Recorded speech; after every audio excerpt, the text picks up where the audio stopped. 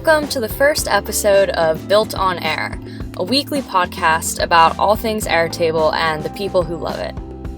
I'm your host, Zoe Vanderploeg. I'm a custom workflow designer and Airtable enthusiast based out of Wilmington, North Carolina. Each week on the show, we'll be talking with someone active in the Airtable community to discuss their experiences and do a little video showcase of an interesting way they've used Airtable in their work.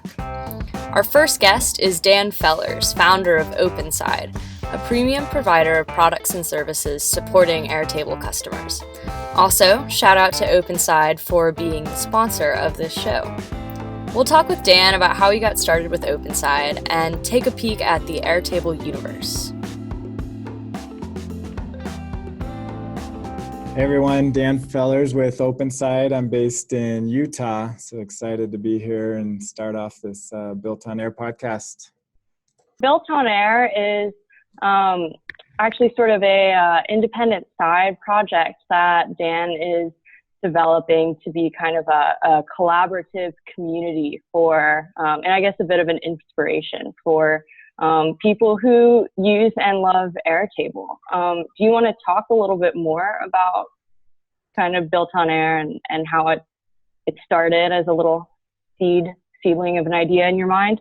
Sure. Yeah. So we just are fans of Airtable and have been using it for a while now, working with companies, and just love exploring everything that people are doing within the community, and felt like there could be more to highlight some of the things that are going on in addition to what Airtable, the company, is already doing, which is a lot. But we felt like somebody outside of the company could provide an interesting perspective and go deeper into some of the people that are doing amazing things in Airtable and highlight those projects and just kind of be a resource for people that come together and collaborate more on what's an exciting project or product and has a bright future. Yeah, absolutely. Whenever I look at someone else's base, I always feel like I find something where I'm like, oh, that's really interesting. I want to know how you did that, or I want to ask you about it. So I'm kind of excited to see what little like new tips and tricks I uncover from the community here on BuiltOnAir. So I guess since this is just kind of the intro podcast, it's just going to be Dan and I giving kind of a quick background about ourselves and I guess why we're even qualified to have this podcast and talk about Airtable. And then also just get into talking about kind of Airtable itself and then the kind of format that these podcasts will have going forward. Once again, my name is Zoe. I went to college at University of North Carolina, Wilmington. I got a double major in film studies and economics, neither of which I use directly today, but I had a good amount of Excel experience from, econ projects. I'd been, comfortable working with data, that kind of thing. And then at the beginning of 2016, a Facebook ad popped up on my feed for Airtable. And, I clicked into it and signed up for a free account, played around with it, and I got like super excited because I thought it was just really cool and like nothing I'd ever seen before.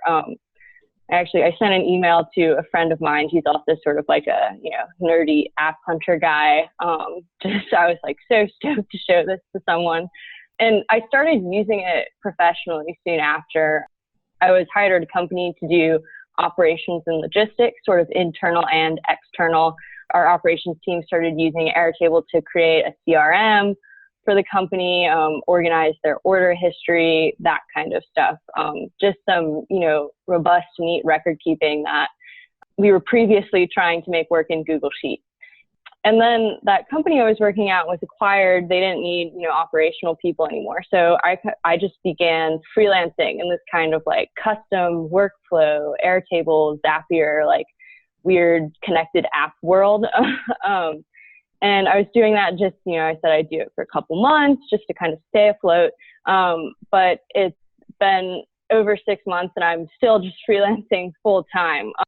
So I'm just like, Airtable is my bread and butter. I'm loving it. And I've just really enjoying seeing, all of these clients who all have very like sort of specific and diverse needs. And it's kind of interesting to see how flexible Airtable is to accomplish those things for, such a wide variety of businesses and people with like different skill levels of, technical competence and comfort.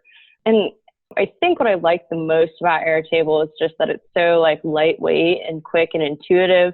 Of course, it connects well to Zapier, but I feel like the beautiful thing about Airtable is you can sort of get a working base, minimum viable product up and running in less than an hour. And then if you take another hour to expand it, it looks just like beautiful, and you can add all these, nice little touches and stuff. So it's just, you get, that sort of reward of a functional thing really quickly. And then after that, it's also really easy to refine and update without, totally breaking what you've already built. So yeah, definitely an Airtable fangirl, obviously. So Dan, why don't you give a little bit more of an extended history about yourself, and then also what you love most about Airtable?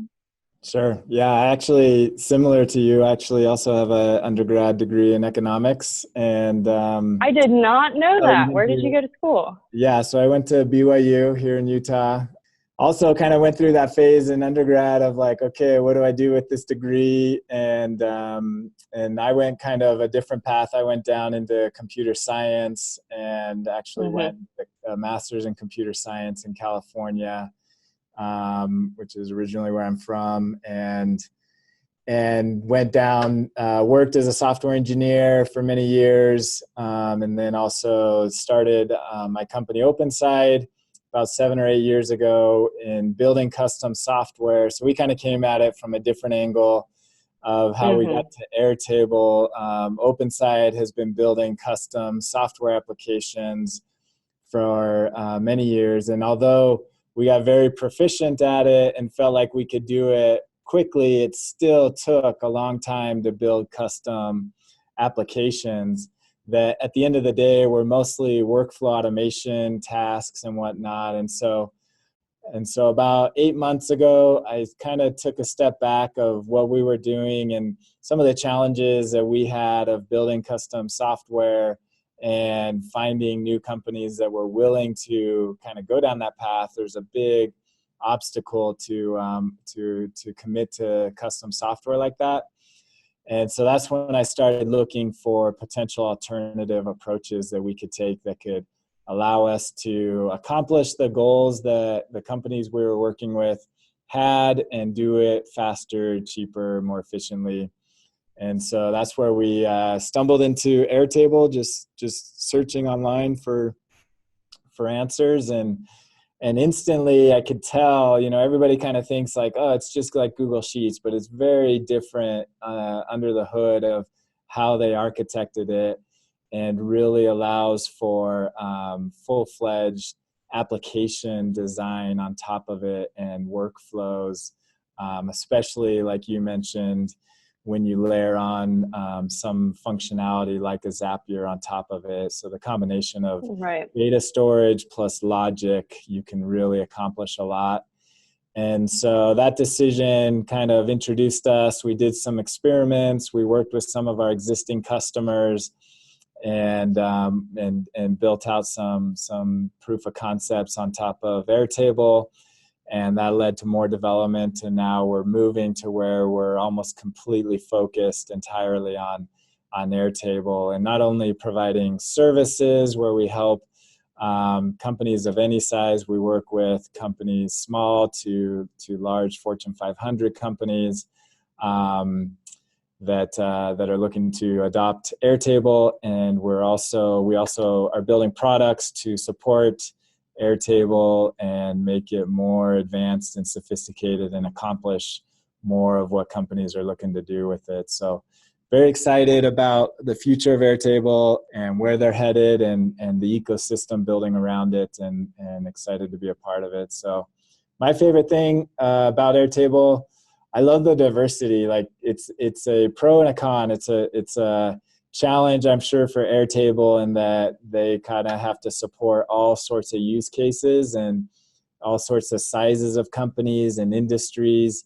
So the breadth of possibilities are endless. So that can be a challenge, but it's also a huge opportunity, especially for people like you and I that love the challenge of kind of having this Play-Doh that you can work with to mold it into what the company needs. And that part of it is exciting, and working kind of within the limitations that the Airtable has to try to accomplish what companies want to do. So that's what's exciting, is just the breadth and potential, how widespread it is across companies and industries.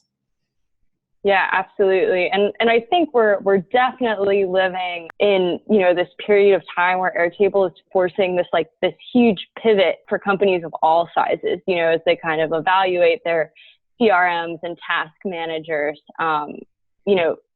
All companies, I think, are sort of attracted to Airtable, and there really is nothing else like it right now. And also congrats to Airtable on their $100 million of funding just recently. That is pretty cool.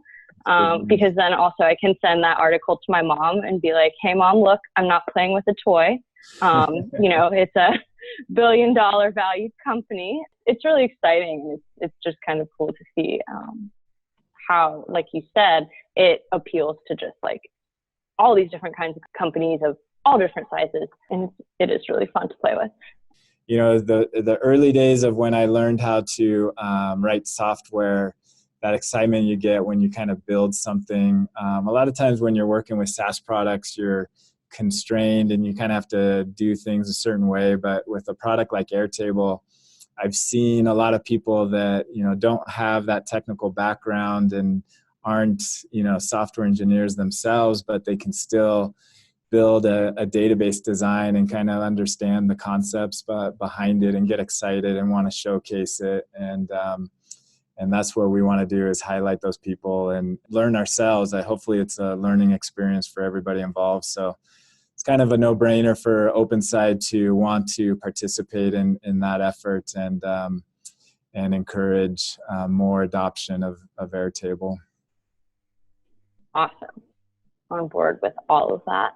So how the general format of this podcast will work is we're aiming for each episode to be more or less half an hour long. The first 20 minutes or so will just be us blabbering on, doing a little bit of a short interview style. And then we'll end the last 10 minutes with a video demo, which we'll put up on the site as well, where the subject of the podcast can show us a little bit about some really cool Airtable things they've created, and give us a little bit of an on-screen tour. So Dan, as my first guest, I'm going to ask you now to share your screen, please.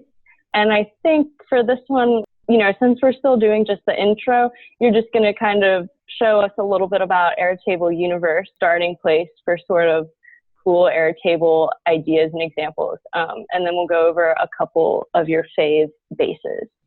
Yeah, definitely. Let me know if you can see my screen.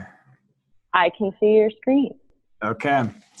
So yeah, we just thought we'd highlight the universe. I think this is a really cool concept that Airtable, I don't know how long they've had it, for a few years, I'm sure, but really a cool way for them to highlight their customers and what people are doing. And I'm sure it's also a great marketing tool for them to introduce these things and allow their customers to be their biggest proponents of what you can do in it. So the couple things I wanted to show in the universe, if you haven't been here, it's all organized by categories, and we'll look at a couple of them. But the coolest thing is how easy it is to publish your own. So you've got your own Airtable base.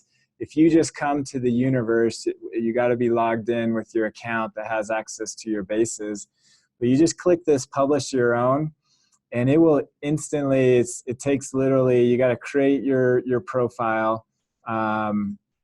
But after that, it'll show you all the bases that you have access to, and you just click it, provide a little bit of background info of what it does, provide a picture for it, and then instantly it will get published in a read-only format on the Airtable universe. And it does take a few days. I think they manually review every one that gets published, so that, make sure that nothing that shouldn't be published gets out to the public. But Right. I've published 2 myself that after a couple of days showed up. So I think it's a pretty seamless process to get out there. So you see here, it shows, all the people that are showcasing it.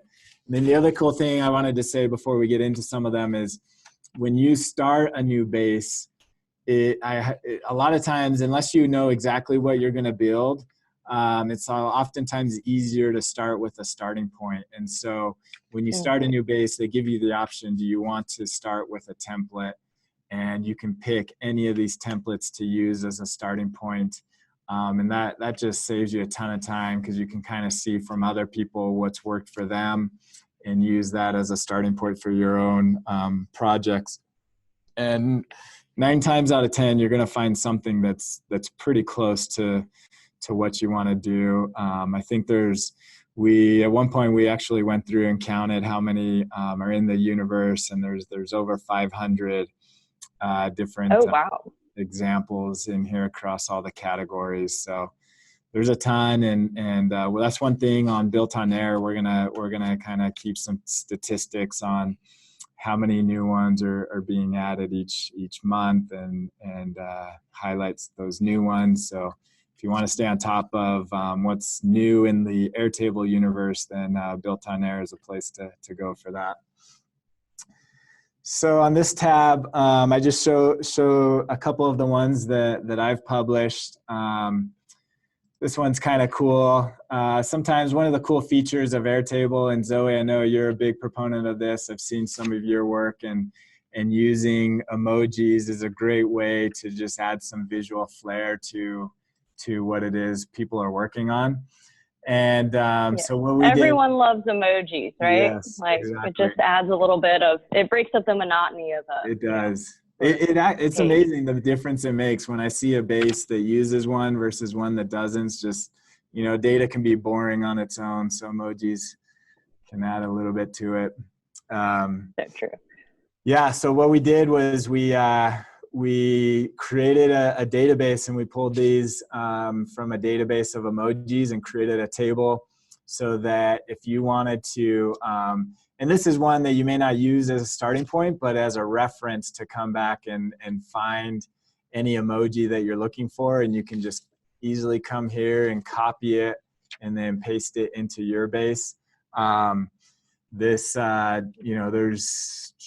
There's quite a few in here. 1,600, yeah. So there's quite a few in here. So this actually is more than what would work in the free tier of Airtable if you wanted to copy this whole thing. So probably wouldn't recommend that unless you really plan to use a lot of emojis for your project and you're on a pro plan. Then you could explore this copying, but I think most people probably use it as a reference to get the emojis they're looking for. But the cool thing about this, as you explore any base, they'll show you all the different views. So this first heading here is the table. So this database only has one table, and then it's got 4 views on it, and just different ways of breaking up the data that you're looking at. So here's what's called a Kanban. I don't know the proper way of saying that, actually. I've heard it multiple ways. Oh, that's a great question, because I pronounce it Kanban, but now I don't know if that's correct either. Maybe someone can tell us. It's like Zapier. Is it Zapier or Zapier, Oh, I know. One of those question of the ages, yeah.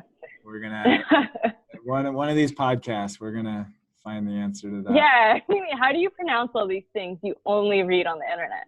I know. Mysteries of life. So this is a Kanban that allows you to kind of break things up into groups and whatnot, or you can dissect it by the type. So all the emojis have a type associated with them, and break them up, and these are called cards. So there's cool thing about Airtable really is the views, the ability to slice and dice your data in multiple ways. And just depending on what your use case is, sometimes it's better to look at things in a grid view, and sometimes it's better in different views. So that's definitely one of the popular and powerful things of Airtable. So that's the emoji. I really like your use of the use of the different view types here. I think is really nice. The cards and Kanban especially. Yeah. I wanted to kind of highlight that. Okay, if I go back, then this one's not nearly as exciting, but probably much more useful. We will also highlight times when Airtable can improve. One area it could definitely improve in is its library of functions. So it has support for functions and formulas, but it's not nearly, if you're coming from Excel or even Google Sheets, the extension of functions in Excel is definitely far ahead of what's available in Airtable, and hopefully that improves over time. But in the meantime, we're going to try and help out the community where Airtable might be lacking. And financial metrics or formulas and functions is one of those areas. So one of our clients is in the real estate realm, and they had a need. They actually were doing things in Google Sheets, and we were moving it to Airtable.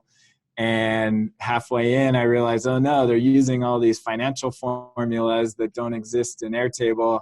What are we going to do? Is this project a waste? And took a little bit of Googling. Maybe that economics degree finally did come in handy. Oh, yeah. So it wasn't a complete waste, but they You're like, I know there's math behind this. There's other math. Yep.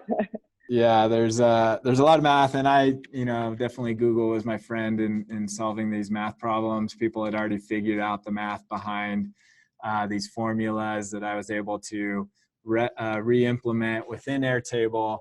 And so if anybody ever needs these functions, this would be a base you would want to copy. Unfortunately, in this view, it won't give you access to the formulas. But if you copy it into your base, then you'll be able to look inside and see the actual formulas that are being used, and then you can replicate those in your environment to solve those problems. So this one is a much more functional and useful one that I know we'll be using in the future as well for other projects. For sure. So yeah, with that, and then, like I said, if you go back to the universe, just go through any of these. So if you look by popularity, let's look at like their featured popularity. Looks like this one might have the most copies on it. So people using Airtable for a personal dashboard, pretty cool. Those that want to track everything they're doing about themselves. And so maybe this might be somebody we need to get on the podcast, Wyatt, and talk about what he's built. So it's pretty cool. He's got his grocery list, his shopping items. What else does he got on here? So his schedule. So he keeps his calendar for his personal, his blog, what he's writing about on his blog. So basically manages his life, all of his deadlines, things like that. That one showcases the calendar view, which is another cool feature of Airtable, to view things in the calendar. And all of his personal contacts, people that he knows the Tooth Fairy, and anybody else that he knows is stored in here. So I've seen that a couple times with people. It's kind of a way to keep track of all the interactions that you have with people and whatnot. So a pretty common one. And again, you just go through here, and even if it's something that might not be exactly what you're interested in, but it's a great starting point. And the cool thing about Airtable is you can quickly modify and change, add, remove as much as you want to get it to where it makes sense for you. And that's always been just probably my ending statement with what I love about Airtable is, you know, my frustration, I use a ton of different software and I've built a lot of software as well, and you just can't please everybody, and everybody has different perspectives and needs. And Airtable allows for that flexibility for people to bend it the way that they want to, and not force a specific approach on how you do things. You really have the power to do that. So I love that flexibility, and obviously from the community and this universe of what people are building, it resonates with people of what they want to accomplish with it. Absolutely. Yeah, well said. Well, so I think that was a great little intro tour to the Airtable universe. And like you said, we'll probably be pulling some of these base creators and sharers onto the podcast at some point. But for now, this was a really great intro. Dan, thank you so much for talking to us and doing a little walkthrough. And this is Built on Air, and we'll see you soon. Thanks, Zoe. Great to meet you. Bye, Dan.